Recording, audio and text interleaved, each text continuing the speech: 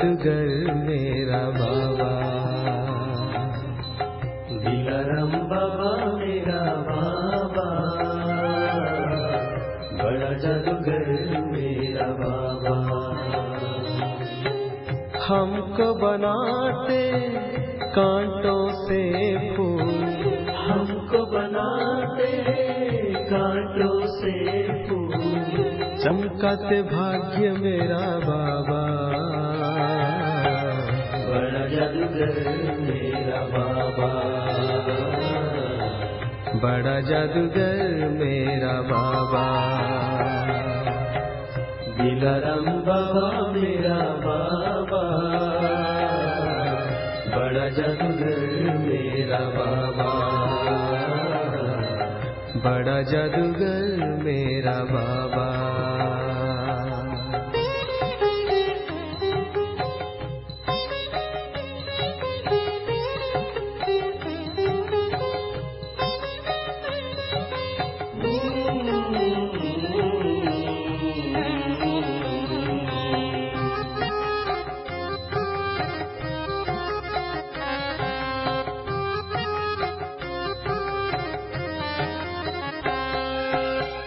ज्ञान के बल से हर एक पल को जीना सिखाते हैं बाबा,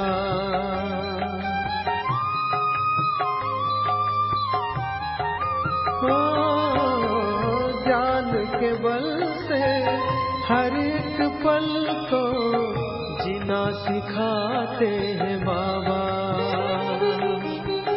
अपने ही संग से स्नेह उमंग से हर रिश्ता बनाते हैं बाबा। मन बना कुंदन चिंतन चंदन, मन बना कुंदन चिंतन चंदन, खुद सा बनाए मेरा बाबा, बड़ा जादूगर मेरा बाबा, बड़ा जादूगर मेरा बाबा।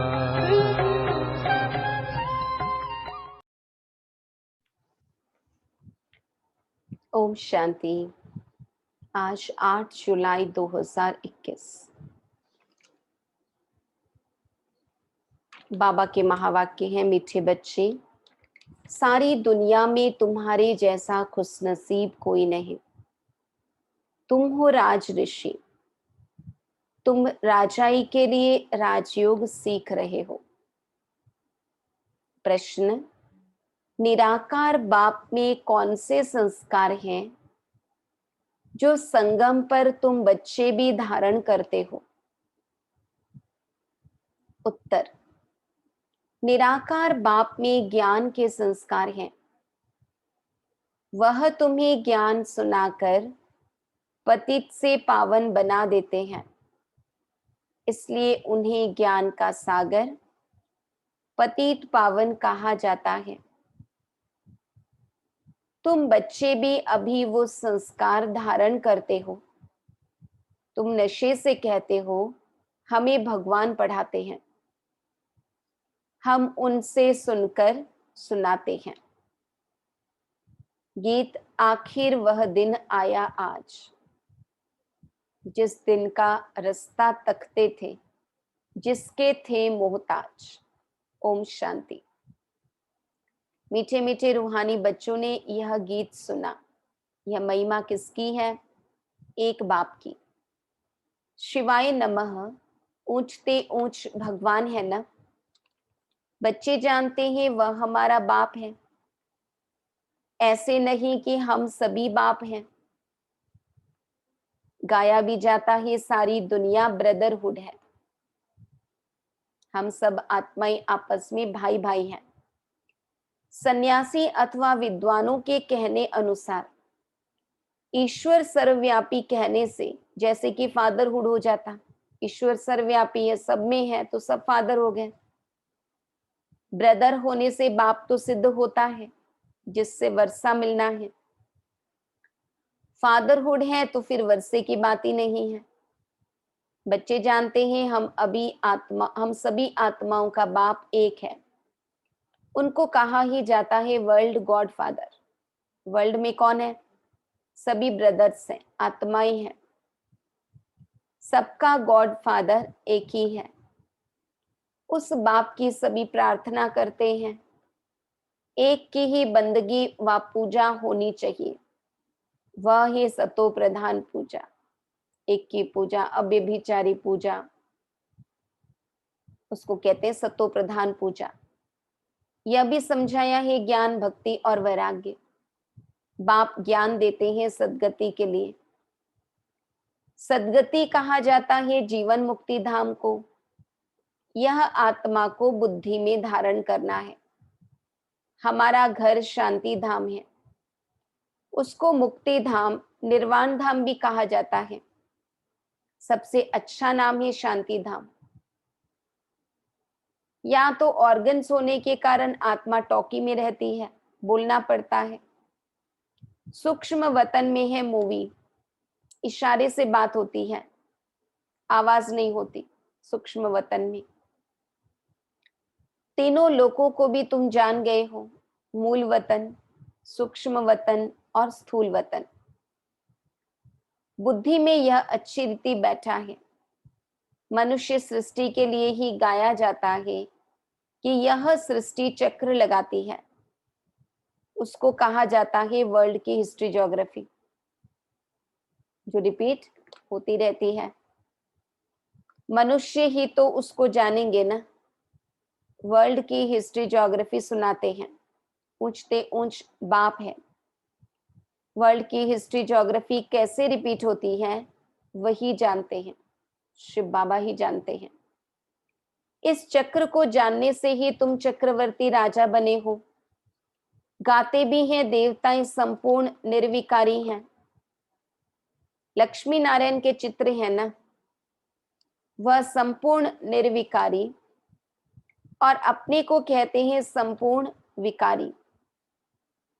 सतयुग में है संपूर्ण निर्विकारी अथवा संपूर्ण पावन। कलयुग में है संपूर्ण विकारी, संपूर्ण पतित। भारत की ही बात है।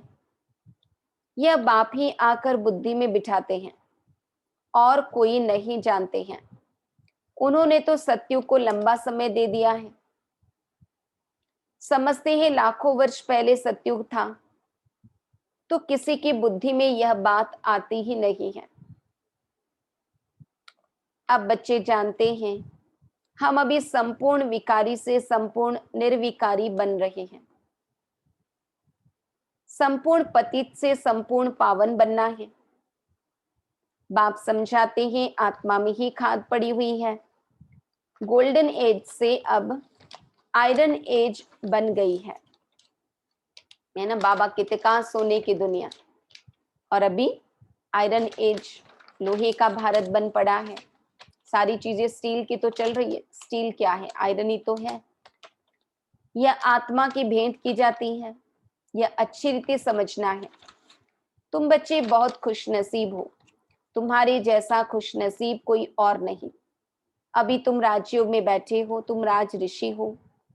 राजाई के लिए कभी कोई पढ़ाई होती है क्या? है ना, दुनिया में बैरिस्टर, इंजीनियर, डॉक्टर बनने की पढ़ाई है, पर विश्व का राजा बने ऐसी पढ़ाई तो आज तक कोई नहीं पढ़ाए।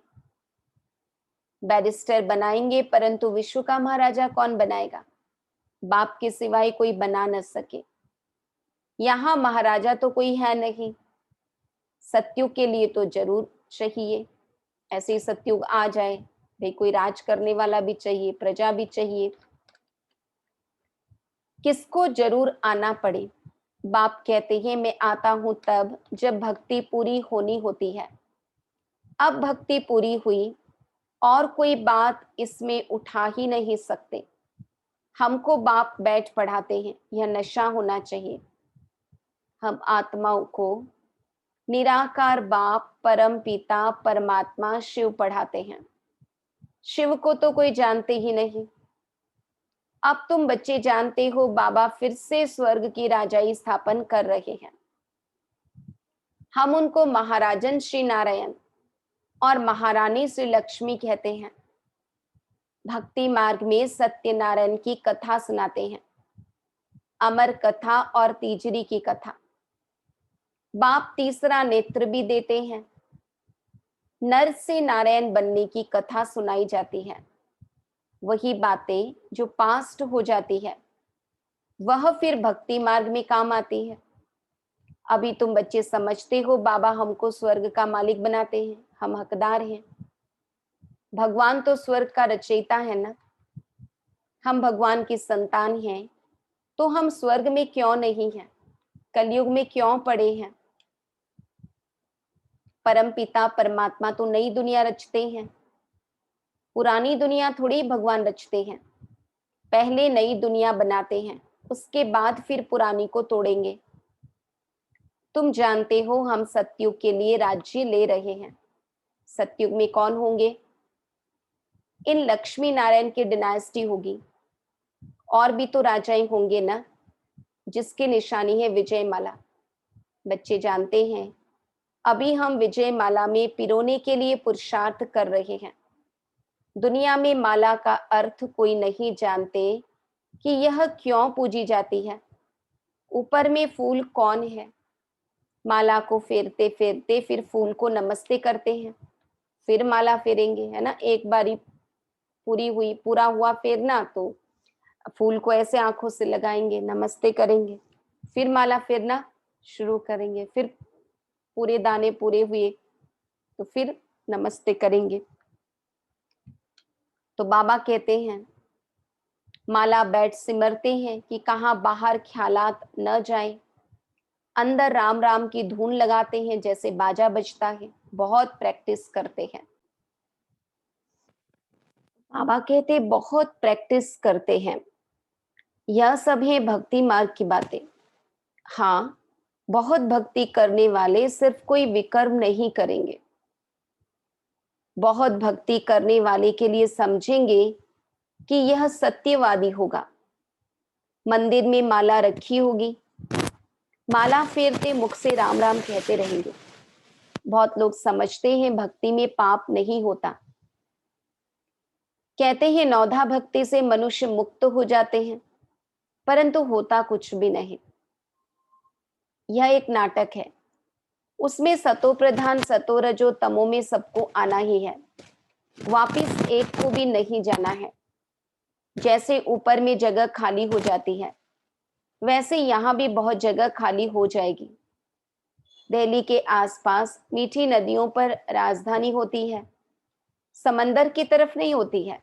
यह बॉम्बे आदि होंगे नहीं। वह तो पहले मच्छी मयानी थी, मछली फंसाने वाले वहां रहते थे।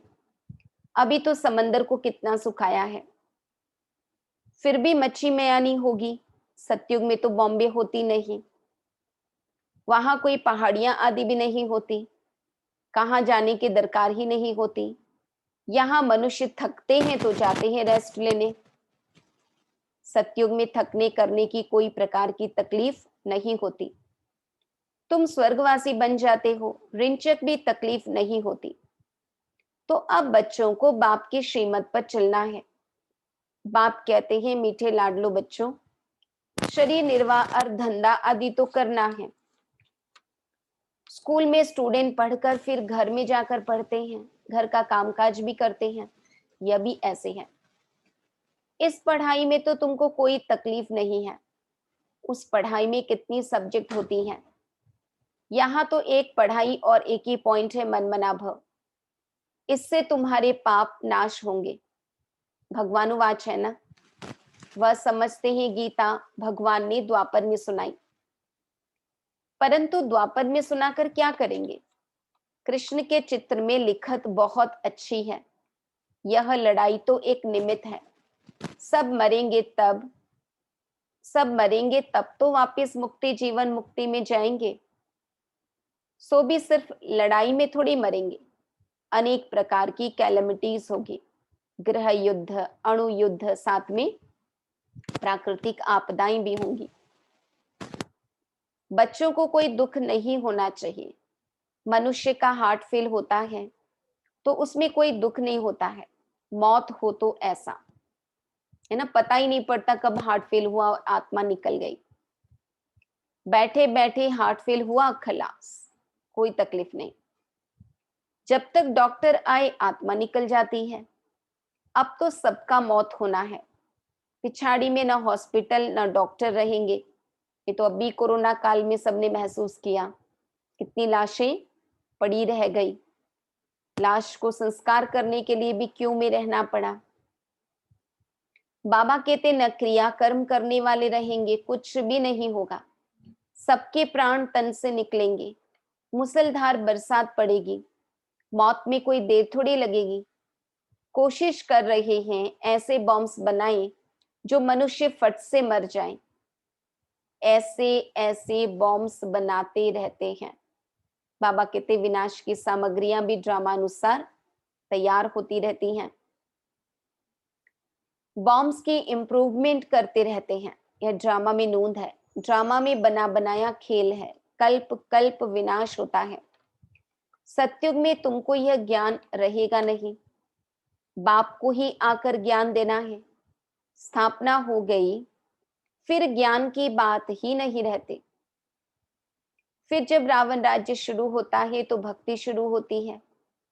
अब भक्ति पूरी होती है, अब तुमको योग बल से पावन बनना है। पावन बनने से ही सुखधाम शांति धाम में जा सकते हैं। चार्ट रखना पड़े, अपनी उन्नति के लिए चार्ट रखना पड़े, है ना। रोज रात को सोने से पहले अपना चार्ट देखें, मैंने क्या किया। यह तो समझ गए हैं, हमको बाप को याद कर तमो प्रधान से सतो प्रधान यहां बनना है। ऐसे कोई शास्त्र आदि में लिखा हुआ नहीं है। बच्चों ने गीत सुना, आखिर वह दिन आया आज जबकि भारतवासी फिर राजाओं के राजा बनते हैं, राजाओं के राजा अथवा महाराजा बनते हैं। पीछे त्रेता में होते हैं राजा रानी, फिर जो पूज्य महाराजा महारानी थे वह द्वापर में वाम मार्ग में आकर पुजारी बन जाते हैं। आपे ही पूज्य आपे ही पुजारी हो जाते हैं। बाप कहते हैं मैं पुजारी नहीं बनता हूं, देवताएं पूज्य होते हैं, मैं नहीं बनता, न ही पुजारी बनता हूं, है ना। बाबा न पूज्य बनते न पुजारी बनते। भारतवासी देवी देवताओं के ही मंदिर बनाकर उनका पूजन करते हैं। लक्ष्मी नारायण जो पहले पूज्य थे, फिर भक्ति मार्ग में वही शिव बाबा के पुजारी बनते हैं। माना हम जैसे देवी देवताओं के रूप में हमारी पूजा होगी, हम सतयुग में होंगे। बाबा कहते वैसे बाबा तो सतयुग में आएगा नहीं। विकारी भी कोई फट से नहीं बनते, आहिस्ते आहिस्ते बनते हैं। निशानी भी देवताओं की वाम मार्ग में दिखाते हैं। जो पूज्य लक्ष्मी नारायण थे वही फिर पुजारी बन जाते हैं। पहले पहले शिव का मंदिर बनाते हैं, उस समय तो हीरों को कट कराए लिंग बनाते हैं पूजा के लिए। यह किसको भी पता नहीं है कि परमात्मा छोटी सी बिंदी है। यह तुम अभी समझते हो कि बड़ा लिंग नहीं है। मंदिर तो बहुत बनाएंगे, राजा को देख प्रजा भी ऐसे करेगी। पहले पहले शिव बाबा की पूजा होती है, उनको कहा जाता है अव्यभिचारी सतो प्रधान पूजा। फिर सतो रजो तमो में आते हैं, देवी देवताओं की पूजा किया, फिर तत्वों की पूजा करने लगे। फिर बाबा कहते तिवाटे की पूजा करते हैं। भक्ति भी धीरे धीरे सतो प्रधान से सतो रजो तमो हो जाती है। तुम रजो तमो में आए हो तो नाम ही हिंदू रख दिया है। असुल थे देवी देवताएं। बाप कहते हैं तुम असुल देवी देवता धर्म के हो, परंतु तुम बहुत पतित बन गए हो, इसलिए अपने को देवता कहला नहीं सकते हो क्योंकि अपवित्र हो। हिंदू नाम तो बहुत देरी से रखते हैं, है ना, द्वापर के बाद। अभी तुम समझते हो हम सो पूज्य थे, अभी संगम युग पर न पूज्य है न पुजारी है। तुम क्या करते हो, श्रीमत पर पूज्य बन रहे हो, सिर्फ बन नहीं रहे हैं, बाबा कहते औरों को भी बना रहे हो। तुम हो ब्राह्मण, तुम्हारी आत्मा पवित्र होती जाती है। पूरा पवित्र होंगे तो यह पुराना चोला छोड़ना पड़ेगा। बाप कहते हैं बिल्कुल सहज है, बूढ़ी माताओं को धारणा नहीं होती है।